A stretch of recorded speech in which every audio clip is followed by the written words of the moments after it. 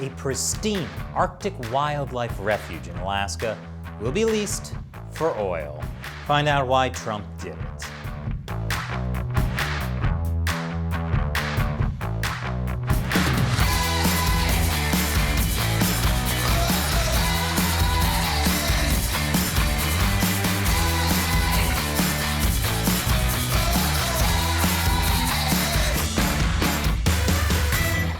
Welcome back to America Uncovered. I'm Chris Chappell.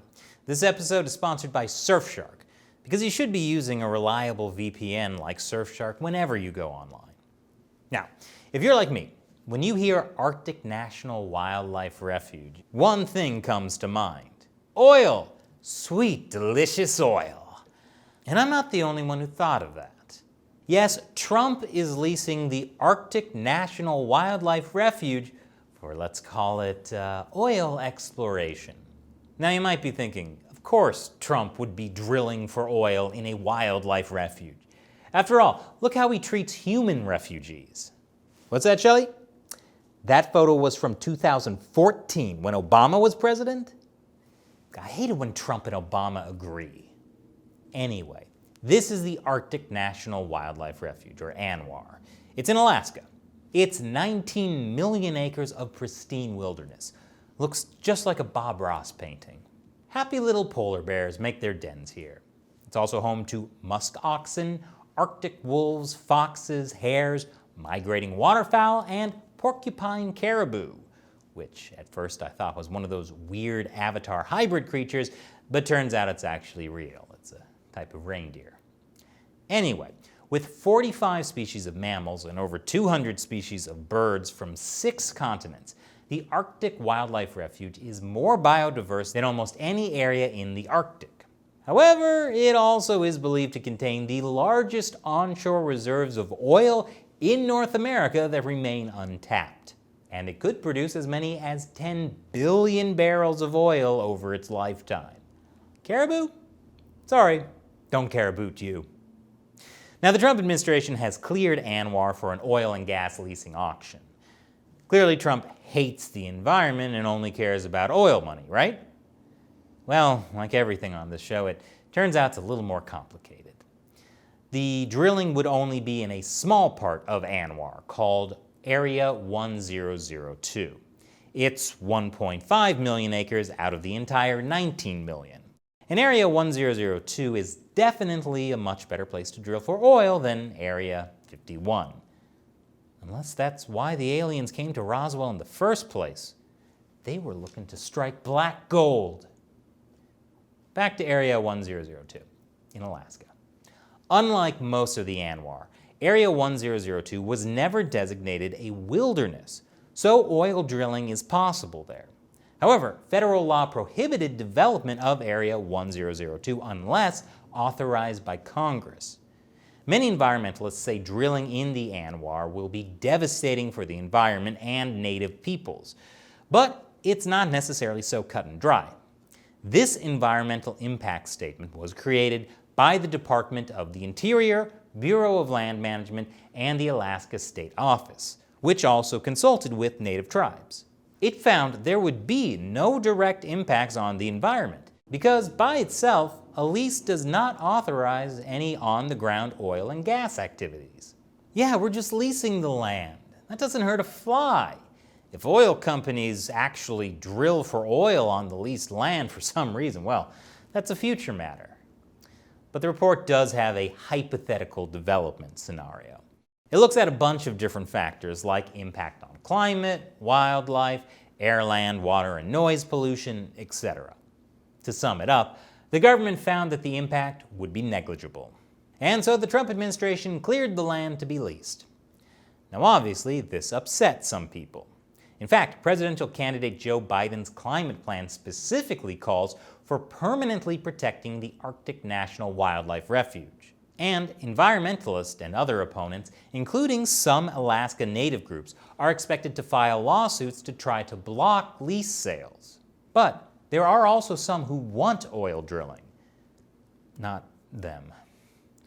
The Trump administration's push to open up the refuge has been backed by lawmakers in Alaska, as well as by local energy firms and other Alaska Native groups. Wait, some Native groups agree with Trump? Like I said, complicated. Many of them see drilling as an opportunity. It would provide much-needed, well-paying jobs, plus money for the state. Oil production in Alaska has declined dramatically since the 1980s. In fact, the calls to lease this land for drilling didn't begin with Trump. It began in the 80s with President Reagan. Over the years since, Republicans in Congress have argued the drilling would provide jobs, money, and lessen America's dependence on foreign oil. Democrats have blocked it based on environmental concerns.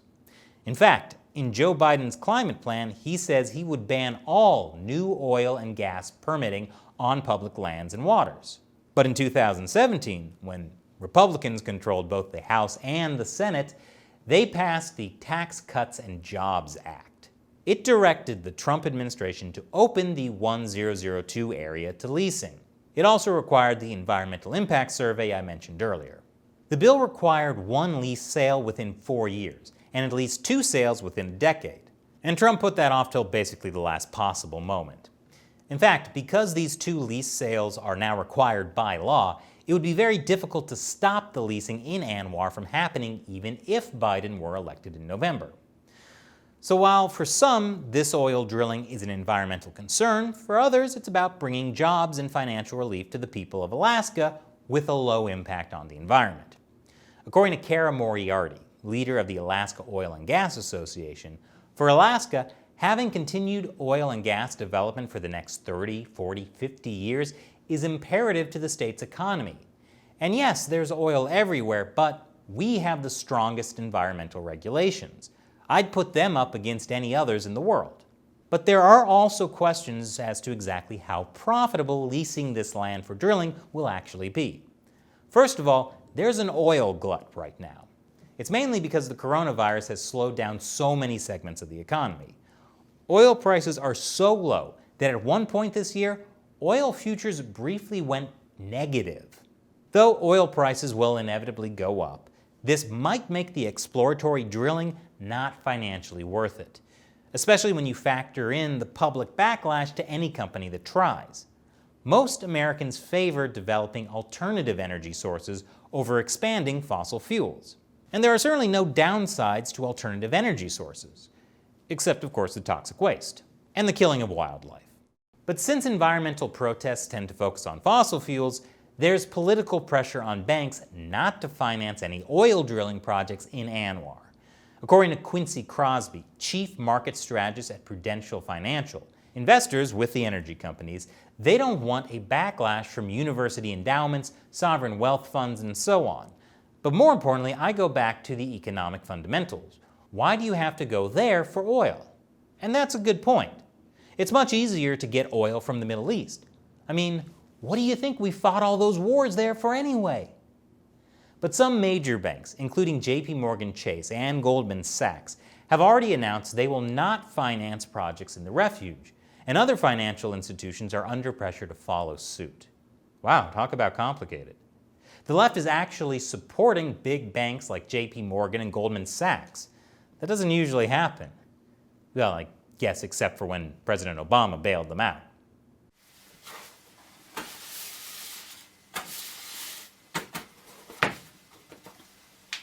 As for the argument drilling in ANWR would make the U.S. less dependent on foreign oil, this argument now is largely dead thanks to the fracking revolution, which has greatly expanded U.S. oil and gas production. And there are certainly no environmental problems with fracking.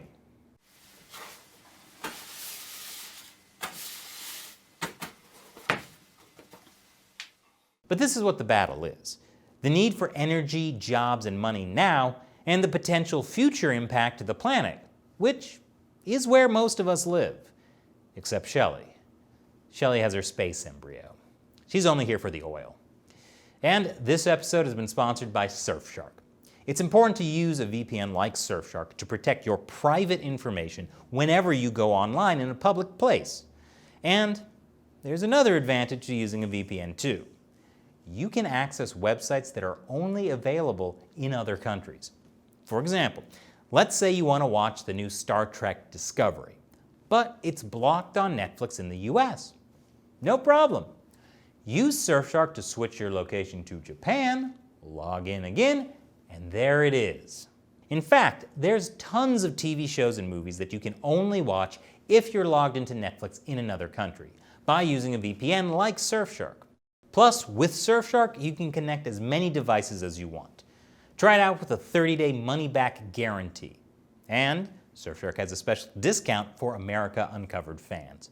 Go to surfshark.com/uncovered and use the code UNCOVERED to get our special deal that includes 3 extra months for free. Protect yourself online. Click the link below. Once again, I'm Chris Chappell. Thanks for watching America Uncovered.